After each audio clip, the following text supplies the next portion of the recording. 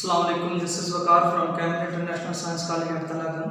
Welcome to all the student classroom training इस video lecture में। उम्मीद करता हूँ इससे पहले मैंने जितने लेक्चर डिलीवर किए हैं वो आपने अच्छी तरह से समझे होंगे और यकीनन उनकी प्रैक्टिस की होगी और अपनी कॉपियों के ऊपर दर्ज किया होगा। स्टूडेंट इससे पहले 17 लेक्चर आपको डिलीवर किए जा चुके हैं जिनके अंदर हमने डिफरेंट टॉपिक को डिस्कस किया था। आखिर में जो हमारा टॉपिक चल रहा था वो था पार्ट्स ऑफ स्पीच से रिलेटेड था। मैंने आपको पहले लेक्चर के अंदर 8 पार्ट ऑफ स्पीच बताए थे जिन पे हम डे बाय डे बात करें। पहले हमने नाउन पे बात की, फिर हमने दोबारा जो बात शुरू की वो वर्ब पे शुरू की। वर्ब को हमने पढ़ा, उसकी कुछ काइंड को हमने पढ़ा, उसकी कुछ काइंड जो थी वो पेंडिंग रह गई थी और वो आज मैं आपको लेक्चर नंबर 18 के अंदर पढ़ाने के लिए जा रहा हूँ। स्टूडेंट आपने लेक्चर को स्किप नहीं करना, पूरा लेक्चर देखना है ताकि कोई भी ऐसा कॉन्सेप्ट नहीं है जो आपको समझ ना आए और मिस ना हो। तो स्टूडेंट आपने मेरे साथ बने रहना है, ध्यान से व्हाइट बोर्ड के ऊपर गौर करना है। जो मैं एग्जांपल यहाँ पे लिख रहा हूँ या ओरली मैं आपको बता रहा हूँ, दोनों आपने नोट करनी है। स्टूडेंट आज हमारा जो टॉपिक है वो है इंट्रांजिटिव वर्ब। स्टूडेंट अगर आपको याद हो तो लास्ट लेक्चर के लास्ट पार्ट के अंदर तो we were discussing about transitive verb और ये क्या है इंट्रांजिटिव वर्ब। ट्रांजिटिव वर्ब में क्या था, अगर आप पुराना याद करें, रिवाइज करें माइंड के अंदर लाएं, जो लास्ट लेक्चर के लास्ट पार्ट में वी वर डिस्कसिंग अबाउट कि ट्रांजिटिव वर्ब वो होता है जो कि मोहताज होता है, यानी जो कि ऑब्जेक्ट के ऊपर मोहताज होता है। जब तक ऑब्जेक्ट नहीं आएगा you will not be able to understand the real concept of the sentence. आपको सेंस ही समझ नहीं आएगा कि सेंटेंस में क्या किया जा रहा है। मैंने आपको एग्जांपल की मदद से समझाया था। आज हमारा जो टॉपिक वो है इंट्रांजिटिव।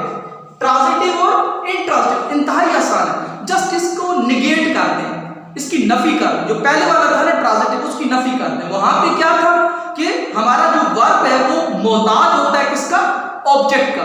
तो यहाँ पे वर्ब ऑब्जेक्ट का मोहताज नहीं होगा, यानी वर्ब जो है वो ऑब्जेक्ट के ऊपर डिपेंड नहीं करेगा। वहां पे वर्ब क्या था, डिपेंडिंग, वो डिपेंडेंट था किसके ऊपर, ऑब्जेक्ट के ऊपर। लेकिन here the case is other side, दूसरी तरफ केस है, यानी यहाँ पे जो वर्ब है वो ऑब्जेक्ट का मोहताज नहीं है।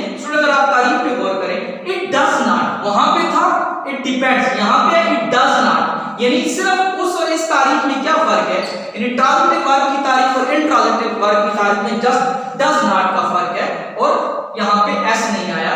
It does not depend upon a direct object, वहां पे क्या था, it depends upon a direct object. और हियर क्या है, यानी यहाँ पे निगेट किया गया, नफी की गई है कि it does not depend upon a direct object. ये डायरेक्ट ऑब्जेक्ट के ऊपर डिपेंड नहीं करता या इन्हिसार नहीं करता, यानी without object, when there is no object in the sentence, फिर भी आप क्या होगा, जुमले को समझ लेंगे। पिछले केस में क्या था कि when there is no object you are unable to understand, but here the case is other side. यहां पे कुछ अलग केस है। यहां पे क्या है, यहां पे ये है कि अगर ऑब्जेक्ट नहीं भी है फिर भी आप क्या है, जुमले को समझ सकते हैं, यानी आपको ऑब्जेक्ट की जरूरत नहीं। अगर यहां पे देखें एग्जांपल देखें, he is playing.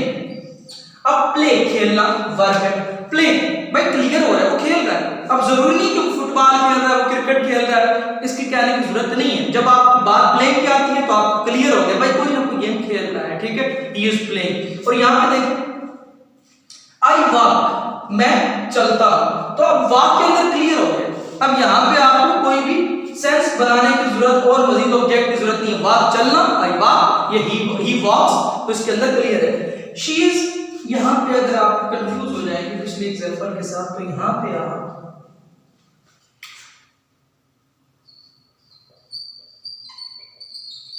She is running, वो दौड़ रही है। अब यहां पे वॉक, ये भी क्या है, इंट्रांजिटिव वर्ब, और ये रनिंग भी क्या है, इंट्रांजिटिव वर्ब, और ये भी इंट्रांजिटिव वर्ब।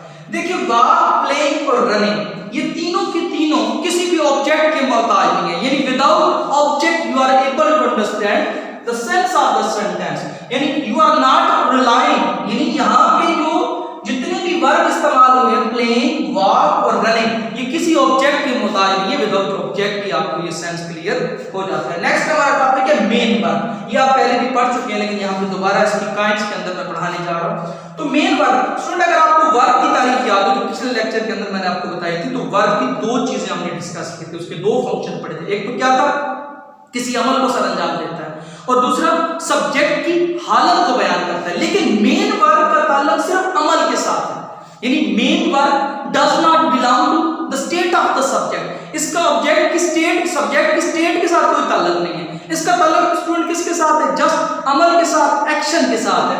तो स्टूडेंट देखिए मेन वर्ब डिस्क्राइब, यानी मेन वर्ब क्या करता है? बताता है, बयान करता है an action of the subject, यानी ये सिर्फ सब्जेक्ट का क्या बता रहा है कि सब्जेक्ट खा रहा है, पी रहा है, दौड़ रहा है, लिख रहा है, भाग रहा है, चल रहा है, यानी सिर्फ सब्जेक्ट के एक्शन को डिफाइन करेगा, उसकी स्टेट को डिफाइन नहीं करेगा। तो जितने भी आप फॉर्म्स ऑफ वर्ब पढ़ते हैं ना, ये सारे के सारे मेन वर्ब होते हैं, जैसे राइट, प्ले, रीड, फील, सिंग, थिंक और कई इस तरह के आप यहाँ पे लिख सकते हैं। रीच, प्रेजेंट, ये सारे के सारे किसके अंदर आते हैं? ये सारे के सारे मेन वर्ब के अंदर आते हैं। तो स्टूडेंट आपको क्लियर हो गया कि मेन वर्ब वो होता है जो कि सिर्फ किसको? अमल को, यानी जस्ट एक्शन को, यानी the main verb is explaining only the action of the subject. It does not relate to the state of the subject, यानी इसको सब्जेक्ट की हालत के साथ कोई सरोकार नहीं, ये सिर्फ उसके एक्शन को बयान कर रहा है। तो स्टूडेंट नेक्स्ट टाइप नंबर जो 6 है, ये बड़ी इंटरेस्टिंग है, ये रेगुलर वर्ब है। रेगुलर और इसके जो बाद आएगा वो डेफिनेटली इररेगुलर होगा, जैसे ट्रांजिटिव और इंट्रांजिटिव, और यहाँ पे रेगुलर और इररेगुलर। ये भी बड़ा इंटरेस्टिंग है स्टूडेंट। अक्सर आप देखते हैं कि आप डी या ईडी लगाएं, सेकंड और थर्ड फॉर्म बन जाते हैं आसानी के साथ। यानी अगर आपके सामने एक फॉर एग्जांपल प्रेजेंट है, तो आप नेक्स्ट प्रेजेंटेड उसकी सेकंड और थर्ड फॉर्म, यानी जब आप सेकंड और थर्ड फॉर्म को ईडी या डी लगाने से बना ले, तो वो वाला वर्ब क्या कहलाता है?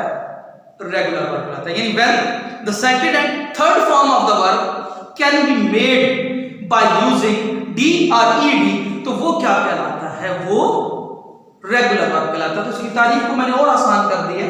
तो अ रेगुलर वर्ब फॉलोज, यानी पैरवी करता है, किसकी पैरवी करता है? द पैटर्न ऑफ डी और ईडी, यानी हमेशा अ रेगुलर वर्ब है वो जब भी सेकंड और थर्ड फॉर्म उसकी बनाई जाएगी तो वो डी और ईडी के क्या करता है? फॉलो, पैटर्न को फॉलो करता है। तो स्टूडेंट यहाँ पे मैंने पूरा एक बॉक्स बना दिया। First form card, second ED का इजाफा किया तो कार्ड बन गया, फिर ईडी का इजाफा किया तो थर्ड फॉर्म क्या बन गई? कार्ड बन गई। रीच फर्स्ट फॉर्म, ईडी का इजाफा किया तो सेकंड फॉर्म बन गई, फिर ईडी का इजाफा किया तो स्टूडेंट थर्ड फॉर्म बन गई। प्रेजेंट फर्स्ट फॉर्म, ये प्रेजेंट नहीं है, ये प्रेजेंट है, ठीक है। प्रेजेंट तब बोलेंगे जब इसको एज अ नाउन लेंगे, जब आप कहोगे ना एज अ नाउन, गिफ्ट जिसे आप कहते हैं, तो फिर या जैसे जमाना हाल, तो जब एज अ नाउन बोला जाता है तो प्रेजेंट, इसकी प्रोनाउंसिएशन प्रेजेंट है। लेकिन जब एज अ वर्ब बोलना है तो प्रेजेंट बोलना है, प्रेजेंट पेश करना, प्रेजेंटेड। तो आप स्टूडेंट गौर किया यहाँ पे कि तीनों की जब सेकंड और थर्ड फॉर्म बनाई गई तो जस्ट हमने क्या किया? हमने इनके साथ ईडी का इस्तेमाल किया। तो जब भी कोई वर्ब ईडी या डी के पैटर्न को फॉलो करे सेकंड और थर्ड फॉर्म के अंदर, तो वो वर्ब क्या कहलाता है? इररेगुलर वर्ब कहलाता है। अब इसी को जब निगेट करेंगे, यानी इसको उल्टा कर देंगे, इसके मुखालिफ सिम्त में चलेंगे, तो वो अगला टॉपिक बन जाएगा, यानी इररेगुलर वर्ब। यानी यहाँ पे सिर्फ हमने क्या करना है? डज नॉट, जैसे यहाँ पे भी डज नॉट लगाया था, तो here also we are using does not, यानी ये ईडी या डी के फॉलो पैटर्न को फॉलो नहीं करता, यानी irregular verb does not follow the pattern of D और ईडी, यानी it is following some other pattern, वो किसी और पैटर्न को फॉलो कर रहा है। यानी सेकंड और थर्ड फॉर्म को बनाने के लिए डी या ईडी नहीं लगाना पड़ता, बल्कि कोई और पैटर्न फॉलो करना पड़ता है। तो स्टूडेंट अगर यहाँ एग्जांपल में देखें, जैसे आपने अक्सर ये पढ़ा है, गो वेंट गॉन, देखिए फर्स्ट फॉर्म अलग, सेकंड और थर्ड और, begin, began, begun, तीनों डिफरेंट है। स्लीप, स्लेप्ट, स्लेप्ट, यानी यहाँ पे देखिए डिफरेंट फॉर्म्स वर्ब यूज हो रही है। तो स्टूडेंट जब भी कोई वर्ब फर्स्ट सेकंड से सेकंड फॉर्म में जाएगा और वो पहले वाला ईडी और डी ऐड नहीं करना पड़ेगा, तो वो फिर क्या कहलाएगा?